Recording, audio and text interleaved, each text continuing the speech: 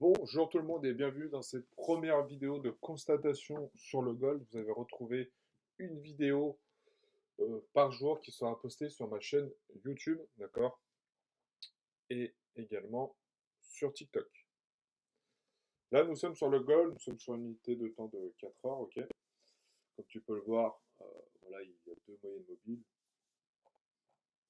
Moi, je n'aime pas trop travailler avec des indicateurs. Je travaille le prêt à nu, ok? Et par rapport aux moyennes mobiles, elles sont réglées sur un graphique, sur une plage horaire graphique de 1 heure. Pourquoi? Parce que moi, mes prises de position se font en 15 minutes. J'applique la règle de 4 pour ceux qui connaissent un peu pour ceux qui s'y connaissent un peu en analyse.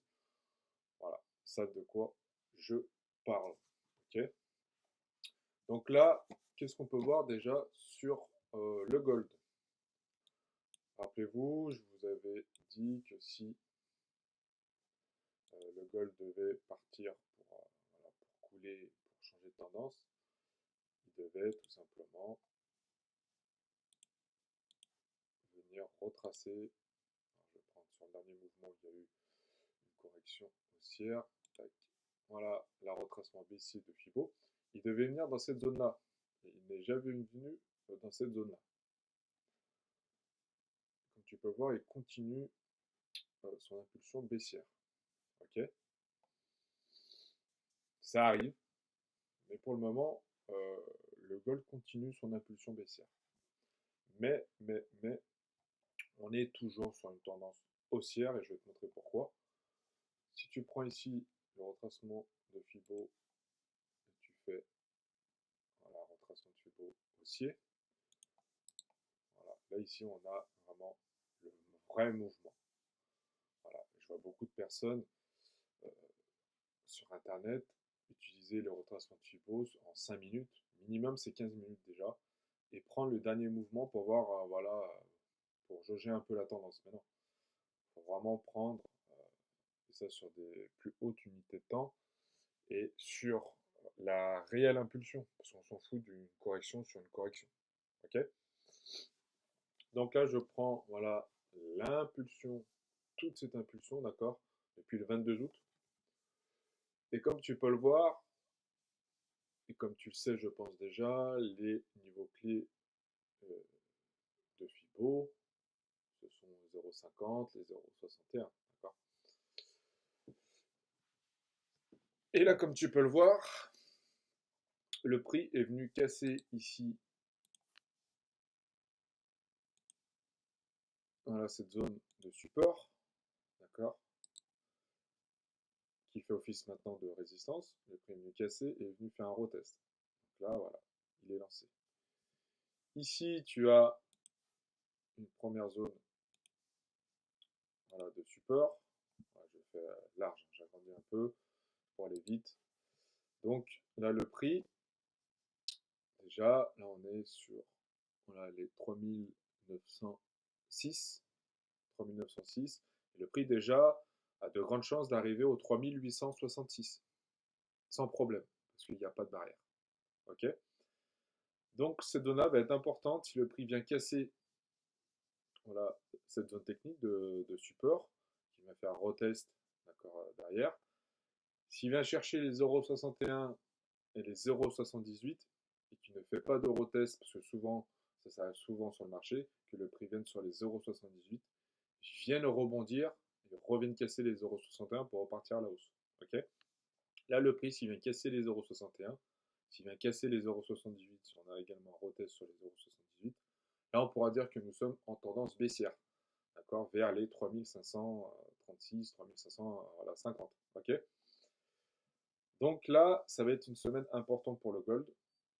Soit le gold va arriver dans cette zone-là, d'accord, ou dans cette zone-là, il peut faire comme ici, ne pas venir chercher les 0,61, d'accord, parce que voilà, le gold, c'est un petit coquin, il aime bien jouer avec nous. Il faut savoir que le gold, c'est un des actifs les plus manipulés par les marchés. Donc voilà, mais en tout cas, il y a de grandes chances qu'il vienne déjà au 3866. D'accord. Là, il est à 3908. Donc tu peux faire 400 pips, 500 pips tranquille. D'accord. soit ici, là, dans cette zone-là, il vient faire sa correction, dans cette zone-là, ok, avant, voilà, je vais te montrer, je vais t'illustrer ça avec une flèche, il est là, soit le prix vient ici et revient faire la correction ici, d'accord, quand il arrivera ici, c'est soit il va repéter à la hausse, ou soit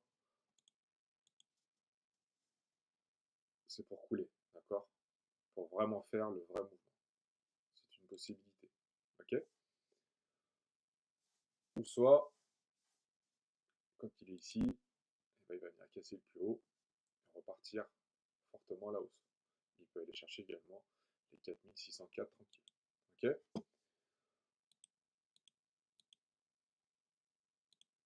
Ou soit alors, il peut faire ça. Il vient casser cette zone de support, qui sera ensuite une zone de résistance. Il va faire un retest. Voilà, il fait ça. Il va retester un peu les 0,61. Il va casser les 0,78. D'accord.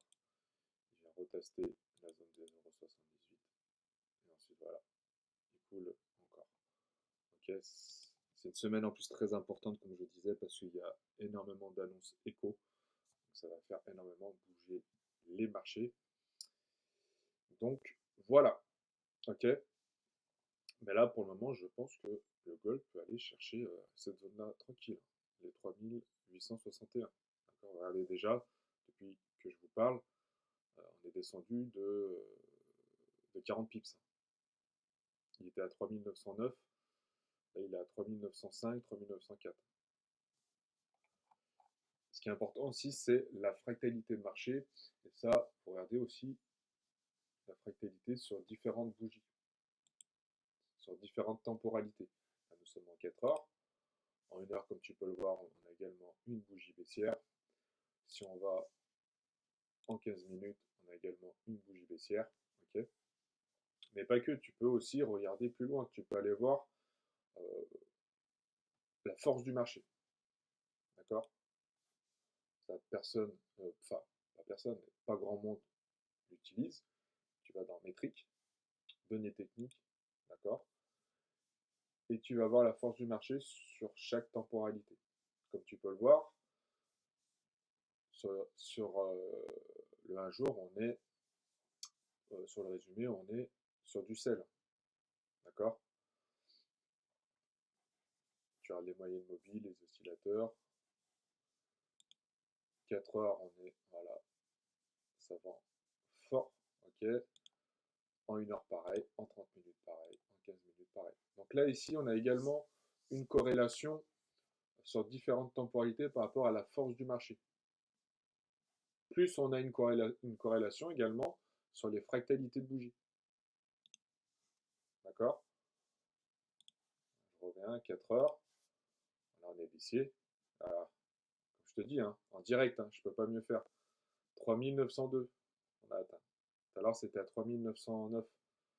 Ok. Donc là, c'est déjà 60 pips, 70 pips en direct. Et ça va continuer de couler. Hein. Tu vas en 1 heure, la bougie également baissière. En 30 minutes, c'est baissier aussi. D'accord. Donc ça va continuer. Les petites unités de temps vont pas venir impacter les grosses unités de temps. D'accord.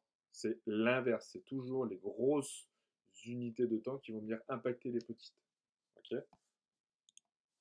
Donc si sur du 4 heures, on a une bougie baissière et sur du 1 heure également, c'est pas la bougie de 5 minutes, de 10 minutes qui va dire non, non, ça se passe pas comme ça, moi je pars à la hausse. Ok. Les petites unités de temps suivent le mouvement des grosses unités de temps. Ok. Donc là, comme je t'ai dit, on a une corrélation sur les bougies. Voilà, 4 heures, 1 heure, 30 minutes, 15 minutes. Voilà, c'est full vendeur. Je t'ai montré également la force du marché, d'accord. Et on a également une corrélation sur les différentes temporalités. Donc là, on est, voilà, la force du marché, elle est baissière. Euh, la fractalité sur les bougies, également, on a une corrélation baissière. Donc là, ça va continuer, hein. Je te dis, ça va arriver dans cette zone-là, tranquille. Et ensuite, plus infinité. Voilà la constatation pour aujourd'hui.